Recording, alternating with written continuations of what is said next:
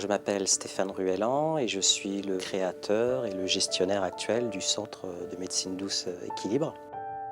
Équilibre, en fait, a été établi un peu sur le modèle des maisons de santé qu'on voit fleurir sur nos territoires et qui accueillent des médecins généralistes. Nous, on a voulu faire le pendant par rapport aux médecines douces, c'est-à-dire accueillir sur un même lieu une offre la plus diversifiée et complémentaire possible de pratiques de médecine douce. On vit dans des sociétés de plus en plus stressées, où les gens sont de plus en plus pressés par le système. En parallèle, il y a une offre aujourd'hui de médecine conventionnée un peu en pénurie et on a besoin de compléments. Et moi, je crois beaucoup au développement des médecines douces en général.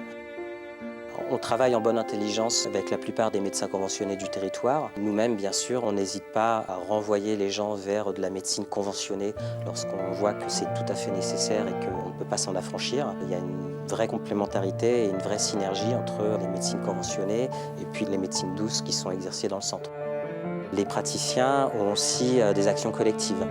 On a par exemple organisé au sein du centre ce qu'on appelle des thématiques, le sommeil, la fatigue, toute une série de thématiques qui sont des conférences gratuites ouvertes à tous, qui ont généralement lieu le dimanche matin. Ces thématiques consistent à parler soit d'une pratique qui est exercée dans le centre, soit à réunir 2 ou 3 praticiens pour parler d'une problématique santé particulière. La valeur ajoutée d'un tel centre qui réunit un grand nombre de praticiens et notamment de disciplines est de pouvoir inscrire les gens dans un parcours de soins, avoir des échanges entre praticiens pour permettre d'agir en conseil par rapport aux pratiques qui sont les plus pertinentes, par rapport aux problématiques de santé des personnes qui viennent nous voir.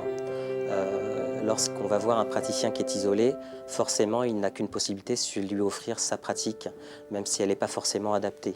La force d'un centre comme le nôtre, c'est de pouvoir éventuellement le réorienter vers d'autres pratiques si on le juge pertinent.